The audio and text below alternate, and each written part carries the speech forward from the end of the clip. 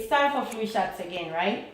And yearly we have to go take flu shots. So for those of you in the army, every year you take a whole bunch of shots. Wouldn't it be nice if we did not have to take shots? Or could you imagine just one shot this year and you're done for your whole time in the army and for your whole lifespan? Could you imagine living for like 20,000 years? Now that's a bit much, right? But it would be nice to be around for at least 200 years. I would like that. I don't know about you.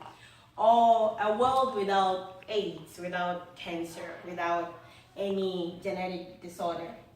I mean, that would be nice. Do we have any hope for that yet? Definitely. There's something called CRISPR. What is CRISPR? We have to think about that. Now, we are going to look at what CRISPR is, what it actually does, what good we could actually use it for, and what could definitely go wrong using that method. CRISPR is basically a genetic editing tool. What it does is it goes into the gene and it tries to locate any diseases or genetic disorder and tries to eliminate it out of it. CRISPR stands for clustered, regularly interspaced, short palindromic repeats. That's what it stands for. Now, when we use CRISPR, it's mostly used for diagnostics. So instead of going to a doctor's office and the doctor trying to figure out what is wrong with you, the doctor would just inject that into you and it would just sequence it, show it on the monitor, and we know exactly what is wrong. Once we know what is wrong, there's a byproduct in CRISPR, which is Cas9. You can just go in there and cut it off, and that's it. What is so amazing about CRISPR is once it is treated, once whatever disorder is treated, it does not come back. So unlike current cancer chemotherapy, you don't have to worry about it coming back, going back for tests. Once you go through that, you are done. Now let's take a look at what some uses of CRISPR could be. We could use CRISPR to cure many genetic disorders, including autism. We could also use it for viral diseases, bacterial diseases, and so many other things.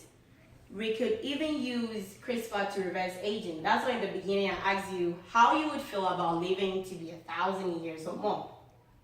One other thing we could do is we could use CRISPR to detect sicknesses right from the beginning.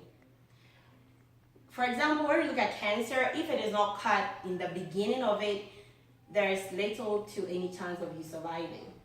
And you can go years and decades without, you can go years, sorry, not decades, years without knowing you have any traces of cancer. And just like that, it can hit you. But with CRISPR, if you go in for a medical checkup, they could just see it. They don't have to run so many tests before actually locating what is wrong with you. Another good use of CRISPR would be to be able to genetically modify any illness in any child. Currently, we do that. When you are pregnant, you go through a whole bunch of tests, right? And sometimes if they notice any genetic malfunctioning, they might advise you to terminally get rid of the child. That is a decision for the parents, but CRISPR could make it much easier because you don't have to do a whole bunch of blood samples. It just goes into your gene, and because it's genetic, it's really accurate. That is some of the good things we could use CRISPR for.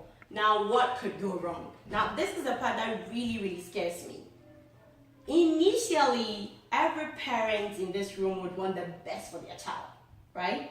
So you go in there you go check what's wrong with your little fetus, and you find out there's a genetic malfunctioning. Of course, you'd want that gone, right? So that would start off slowly. Parents might actually, with good intentions, want to help their children because CRISPR can not only detect and cure diseases, it can actually enhance your genes as well. So parents go in there think about, oh, let me help my child get stronger. Let me help my child become faster.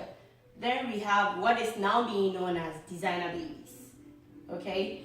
Designer babies start, is it going to be a trend and only be a trend, or is it going to become mandated by the government? Because hey, the government wouldn't like to be paying unnecessary amounts of money for health insurance. It will be free. So is it going to be something mandated? Now when it is mandated, how is that going to affect we as parents? Are you going to want every single thing about your child to be changed, to become what is perfect in that age? Secondly, if this CRISPR is getting to the hand of dictatorship leaders, it could really be bad. Let's look at North Korea, Kim Jong-un. If he gets his hands on this, he could edit every single person in his country to only support him. Most of his soldiers actually think he's amazing. A few defectors from North Korea go to South Korea and they tell horrifying stories. But if he has this, he can simply just change everyone's mind so they would not even want to defect. And the regime could go on for years and years and years because he won't die. He'll just use it to help himself stay longer. Are we willing to live in a world where we are at a threat for constant war? I don't. I really don't want to live in a world like that.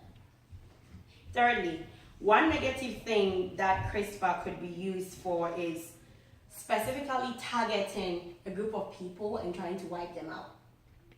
That is scary as well because we don't know whoever will get that technology.